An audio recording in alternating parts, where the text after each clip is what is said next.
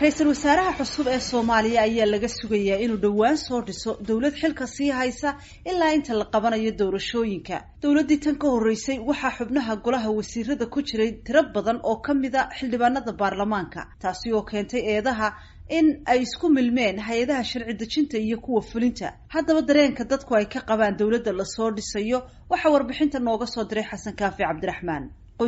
qaar ka mid ah siyaasiyiinta waxgaradka iyo bulshada rayidka ee ku sugan magaalada Muqdisho ayaa aragtidooda ka dhiibtay nooca xukuumad ee waqtigan loo baahan yahay xilli 23 bishan uu golaha shacabka codka kalsoonida siiyay ra'iisul wasaaraha cusub ee Soomaaliya Maxamed Xuseen Roble kaasoo la filayo inuu dhawaan soo dhiso golihiisa xukuumadda oo bedelaya xukuumaddii hore ee kalsoonida lagala laabtay. siyaasiyiinta qaarkood ayaa qaba in xukuumadda cusub ee la soo dhisi doono aanay u badnaan xubnaha golaha shacabka si aanay isugu milmin awoodaha golaha fulinta iyo kan sharci dejinta. xasan maxamed siciid gacaliye waxa uu ka mid yahay siyaasiyiinta ku sugan magaalada Muqdisho waxaana uu VOA uga waramay aragtidiisa ku aadan golaha xukuumadda ee waqtigan loo baahan yahay. waxa weeye markuu ugu horeyso dawlad kasta la dhiso waa in lagu cabiraa aqoon iyo aragnimo. intaas kadib Soomaaliya waxa sanooyinkan dambe caado iska noqotay in golaha wasiirada 90% iyo dheeri marmar inay wada noqdaan xildhibaano. taasna waxay keenaysaa korjoog la'aanta baarlamaanka xukuumadda, la xisaabtan la'aanta.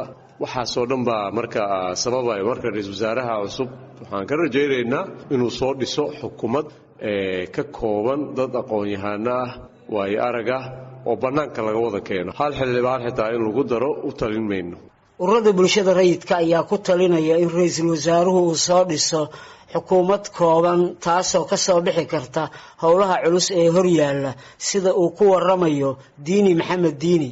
aniga waxay ila tahay xukuumad aan tiro badnayn, xukuumad aan tayadeedu aad u fiican tahay oo kooban inuu soo dhiso, xukuumad ay inta badan ku yar yihiin xubnaha baarlamaanka sababtoo ah ra'iisul wasaarihii la casilay inta badan wax badan uma aysan qaban xildhibaanadii sababtoo ah wasiir xildhibaana lama xisaabtami karo. wasiir xildhibaana lama xisaabtami karo oo mar alla markii aad canaanato ama aad la xisaabtan muujido baarlamaanka kugu sugay.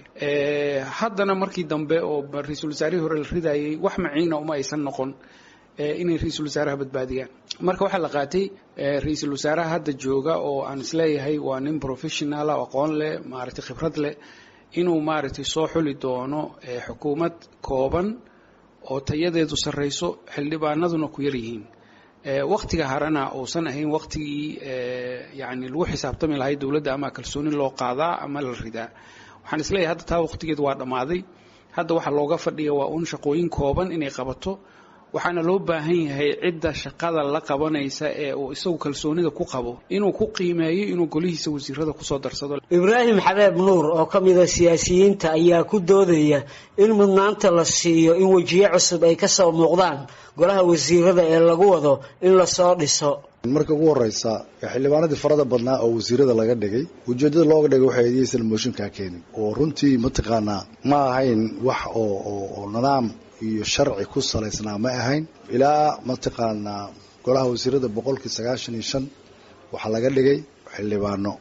ujeedada laga lahaana waxay ahayd inaan motion laga keenin. ra'iisul wasaaraha wuxuu haystaa opportunity maxaa yeelay prime ministerka marka la ansixiyo muddo 6 bil gudahood ah wax motion oo laga keeni karo male. waqtiga hadda mataqaana inuu diyaariyo doorashada dalka ku aadanne waa qiyaastii uu maaragtay muddo ilaa 4 ilaa 6 bilood ugu badnaan ah. marka taasi waxay cadeynaysaa inaan maaragtay wax mooshin cid laga keeni karo aysan jirin. marka waxaan dhihi lahaa waxa xaqsooro shacbiga Soomaaliyeed iyo rabitaankooda oo runtii ay xaq u leeyihiin inay ka qayb galaan mataqaana xukuumadda. Maxamed Suleymaan Gaarhaye oo qayb ka ah waxgaradka ku sugan Muqdisho ayaa qaabkan u dhigay aragtidiisa ku aadan xukuumadda cusub ee la filayo inuu ra'iisul wasaaruhu soo magacaabo. waxa laga rabaa xukuumad wanaagsan inuu soo dhiso oo dad waayaraga oo garanaya maamulka dawladnimada ay ugu badan yihiin ayna ku jirin xubnaha baarlamaanka labada kursi isku ilaashanaya oo ilaa nadaashaday intii badooba ilaa iyo bagaati oo kale.